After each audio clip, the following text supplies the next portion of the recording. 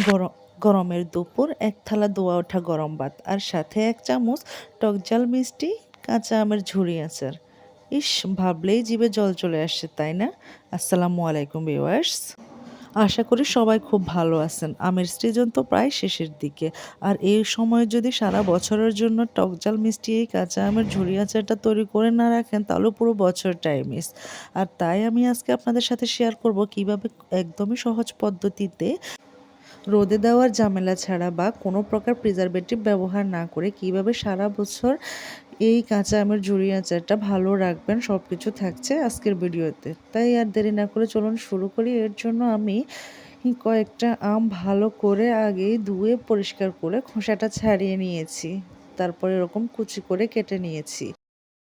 আমি বটির সাহায্যে কেটে নিয়েছি, আপনারা চাইলে গ্রেটারের সাহায্যে গ্রেট করে নিতে পারেন। তারপর এখানে সামান্য পরিমাণ লবণ মাখিয়ে রেখে দেব কিছুক্ষণ, যাতে আমের রসগুলো অনায়াসেই বেরিয়ে আসে। এবার অল্প অল্প করে আম হাতে নিয়ে 2 হাতের তালু দিয়ে একদম চিপে চিপে পানিটা ফেলে দিতে হবে।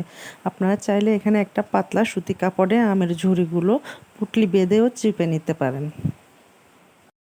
মনে রাখবেন, আমে যত কম পানি থাকবে আপনার আচার কিন্তু তত বেশি দিন ভালো থাকবে, আর রান্নার সময় কড়াইতে লেপটে যাবে না।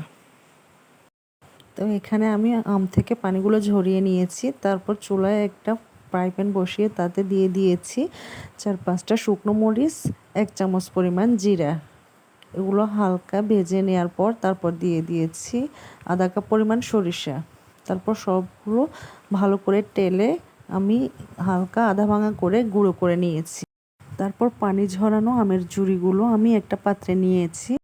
তারপর একে একে মশলাগুলো দিয়ে দিচ্ছি 1 চামচ পরিমাণ আদা কুচি, 1 চামচ পরিমাণ কাঁচামরিচ কুচি, 1 চামচ পরিমাণ রসুন কুচি এবং সামান্য পরিমাণে লাল মরিচের গুঁড়া।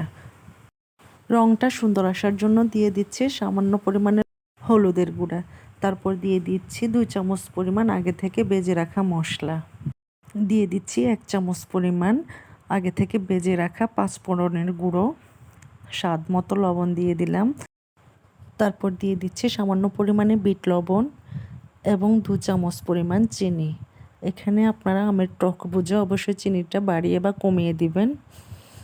তারপর সবগুলো মশলা আমের সাথে ভালোভাবে একটা চামচ দিয়ে মিশিয়ে নেবেন। এই কাজটা আপনারা অবশ্যই একটা চামচ দিয়ে করবেন। তারপর আমগুলো বয়ামে নেওয়ার জন্য একটা শুকনো কাচের বয়াম নিয়ে নেবেন।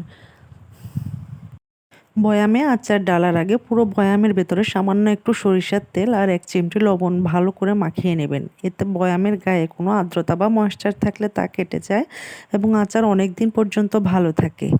তারপরে একে একে সবগুলো আচার বয়ামে নিয়ে নেবেন। বয়ামে নেওয়া হয়ে গেলে একটা কড়াইতে একটু বেশি পরিমাণে খাঁটি সরিষার তেল নিয়ে ভালো করে গরম করে আচারের বয়ামে ঢেলে দিবেন। সরিষার তেল এমনভাবে দিতে হবে যাতে আমের ঝুড়িগুলো তেলের নিচে ডুবে থাকে। তেলই আচারকে ভালো রাখবে। আমের উপর তেলের একটি লেয়ার দিয়ে রাখলে আম পুরো 1 বছর জুড়ে ভালো রাখতে পারবেন। ব্যাস, এরই মধ্যে তৈরি হয়ে গেল আমাদের জিভে জল আনা কাঁচা আমের ঝুরি আচার। এই আচার খিচুড়ি, গরম ভাত কিংবা শুধু মুখে যেভাবেই খাবেন জাস্ট অসাধারণ লাগবে। রেসিপিটি আপনাদের কেমন লাগলো কমেন্ট করে জানাবেন।